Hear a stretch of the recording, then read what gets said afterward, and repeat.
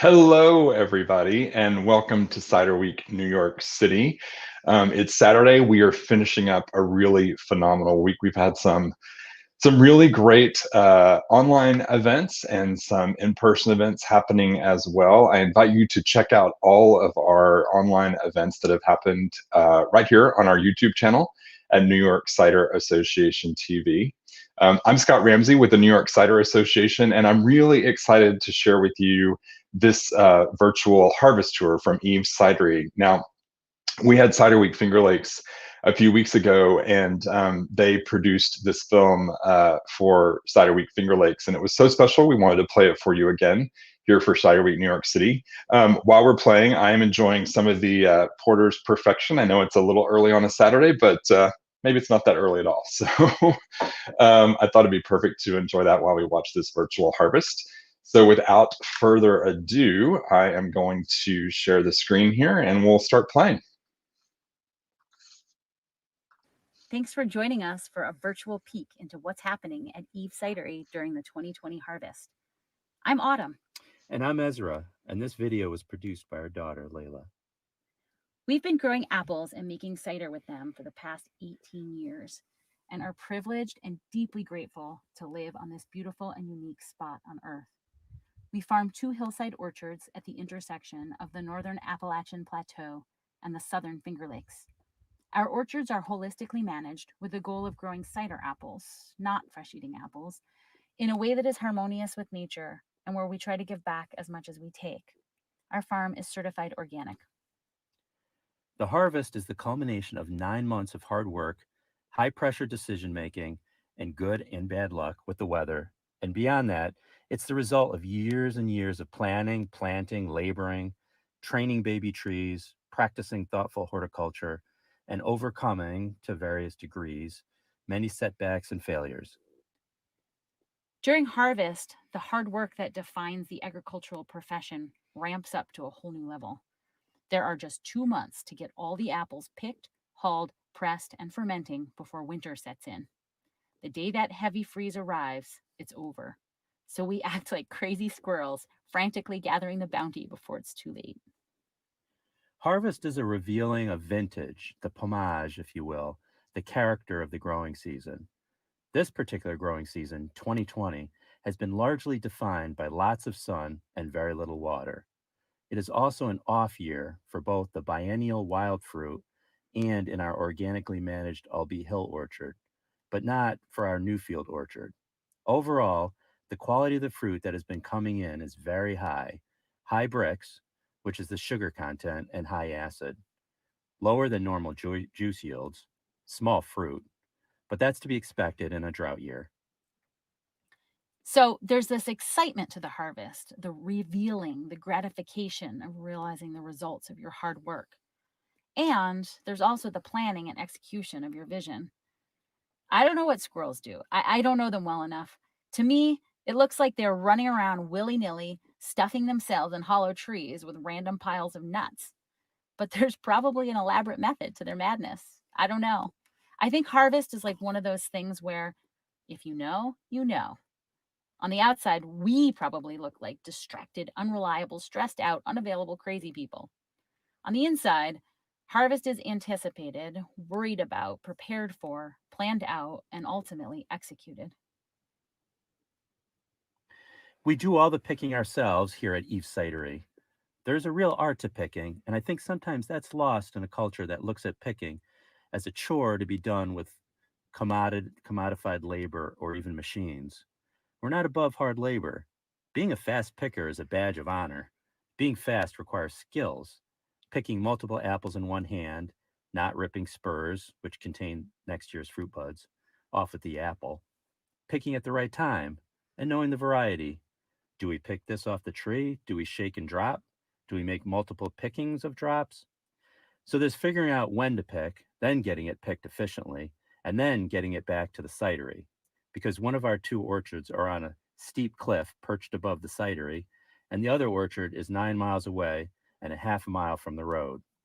This year it's been pretty easy, but when it's raining and muddy, that's a whole other challenge.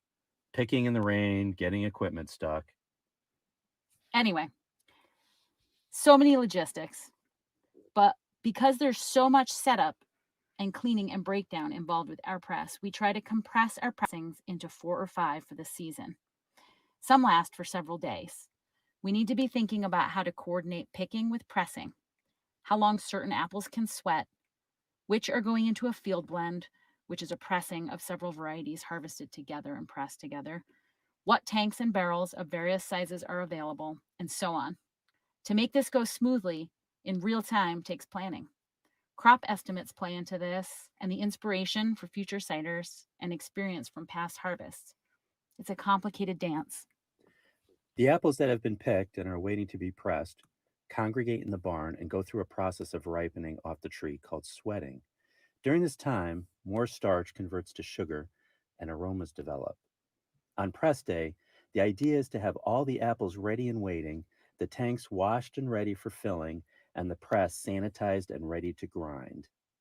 This is an old fashioned rack and cloth press made by Owesco, a small family owned company in Massachusetts. It's a pretty simple, elegant design that requires more work and more cleanup than the continuous feed modern presses, but we love the juice quality. And while we've had this press from the beginning, and we sort of love it like a family member. How pressing works? The apples go up the elevator and fall into the grinder, which turns them into a pulp called pumice. The pumice fills the hopper and is pumped out through the hose. The person on the press is making the stack. She lays a form on top of a rack.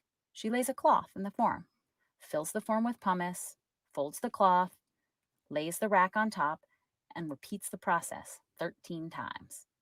When the stack is finished, it goes under the hydraulic press and gets squeezed to about 2,200 pounds per square inch. Then we take down the stack, empty the dry pumice, and pump the juice into a tank and start all over again. I would say if there's one thing I've learned in the past 21 years of doing apple harvest, it's that I'm never surprised when something breaks. Something always breaks. Over the years, I've become more prepared for this, stocking more parts, backup motors and belts, gaskets on hand, phone numbers of suppliers in my contacts. No matter how prepared you try to be, though, you can never fully anticipate what crises will pop up during harvest. Sometimes you get lucky, like this year. The leather seal on the hydraulic ram on a rack and cloth press gave out, literally at the end of the last press on our first press session of the season. That kind of luck is unbelievable.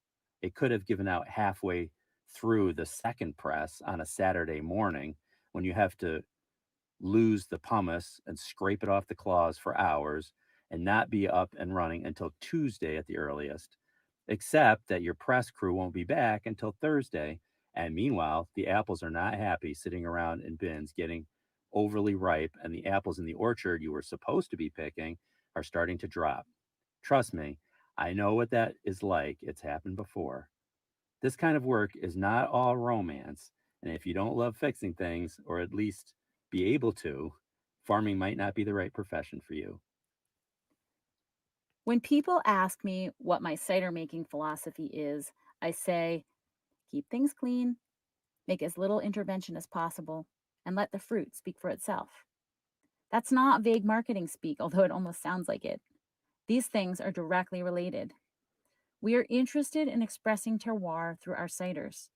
To us, that means the fruit itself and where and how it was grown, but also the ecology and microbiology of the orchard, the yeasts that are growing on the skins of the fruit. We are not so interested in the microbiology of our cidery, of hoses and press cloths and such. So we clean and clean and clean and clean and clean. We use wild yeast to ferment our juice into cider. Natural fermentations have been vilified and glorified. But at the end of the day, people have been fermenting alcohol with wild yeast for thousands of years, and some of it is terrible, and some of it is the best in the world. We haven't always done it this way. I don't think we were good enough cider makers at the beginning. I think you have to be more attentive and more responsive, more trusting and less reactive. You can't press crappy fruit and expect it to ferment well naturally. You can't just press the juice and shove it in a tank and come back when the airlock stops bubbling. You have to pay attention and observe what's going on and make gentle adjustments. For example, stirring the cider and moving it to a warmer location so you don't have to make heavy-handed interventions like adding yeast nutrients. So now here we are, week by week, filling these tanks and barrels with the different batches that will become our 2020 Pomage ciders. If all goes well, we will pick and press our last apples in early November, and after that, we will catch up on our sleep. It's hard to really put into words the sense of gratitude we have for this harvest. The bounty of the land here is astonishing. To be on this amazing journey of learning how to grow and make cider here in the Finger Lakes. And I think one of the things that's really been on our minds lately is that we are not the first people to be orchardists here, and our deep hope that we will not be the last. And so we want to acknowledge that this farm that provides so much is located on the land of the Haudenosaunee Confederacy, specifically the Cayuga Nation. In 1779, in what amounted to a genocidal land grab, George Washington instructed General Sullivan to mount a campaign against the Haudenosaunee, not just killing them, but burning their villages to the ground, destroying their food stores, and cutting down their orchards. 250 years later, 98.8% of all farm owners in New York State are white. For 400 years, our nation has preferenced the success of white people over the well-being of people of color. From violently stealing the land of Indian nations, to enslaving Africans, to the Ku Klux Klan, segregation, Jim Crow, sundown towns, redlining, mass incarceration, and police brutality. It feels wrong to wax poetic about the harvest when so many wrongs go unrighted. I believe that we have a moral imperative to repair this terrible harm, and repair begins with acknowledgement and reparations. Join our family and become a patron of the Northeast Farmers of Color Land Trust. For just $5, you can make a monthly payment to an organization whose mission is to increase the number of farmers of color in the Northeast, some of whom will hopefully grow orchards in the Finger Lakes. What a year 2020 has been. And yet, from a cider maker's perspective, the growing season has given us some incredible fruit. We still have a long ways to go, but at this point, deep into harvest, we are already daydreaming about showing you these ciders just about a year from now.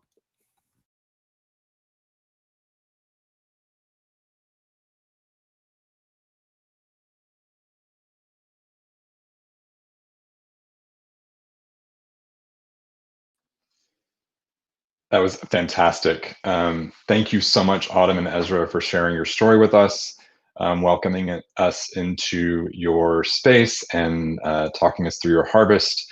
I want to give a huge shout out to Layla, who did a phenomenal job putting that video together. It's very impressive. I would encourage you to follow Eve Cidery at Eve Cidery on Instagram. They have really some great storytelling going on. And I love the word pomage, so let's try to do our best to bring that into the vernacular. That's an awesome space to think about. And I also want to highlight the aspect that they mentioned around the social justice work they're doing. At the New York Cider Association, we're thinking a lot about that as well. We have formed a social justice committee so we can thoughtfully put some efforts towards that, and you'll be hearing more about that in the future. So thanks again, Autumn and Ezra at Eve Cidery. That was a fantastic tour. I would invite you all to check out Cider Week New York City. There's a lot of programming that's up there, things that have happened this past week. There's still a couple more events to happen this week. We have a virtual tour tomorrow of Angry Orchard, which should be quite exciting. That's done by Ryan Burke, so you can check that out tomorrow at 12 p.m. I also want to encourage you to, if you're able during this time period, to donate. Your donations go a long way in helping us produce these Cider Weeks, and you can find out where to donate at ciderweeknyc.com. And 20% of all the donations are going to go to the Restaurant Workers Community Foundation, which is an organization that is near and dear to our hearts because they are doing a lot of work for the folks in the restaurant space around COVID-19 issues and issues of social justice. So we want to be supporting that. They're good friends to the cider industry, and so we want to partner with them and help folks get through. All right, so thanks everybody for joining us. Join us at NewYorkCiderAssociation.com. We've got a lot more coming up. We're going to wrap up New York City Cider Week next week, which will be the end of our 2020 Cider Weeks, but there is so much more to come throughout the year, and then looking into next year, which I am extremely excited about thinking about next year. So stay tuned, and we have a lot more to come. So thanks for joining. We'll see you soon.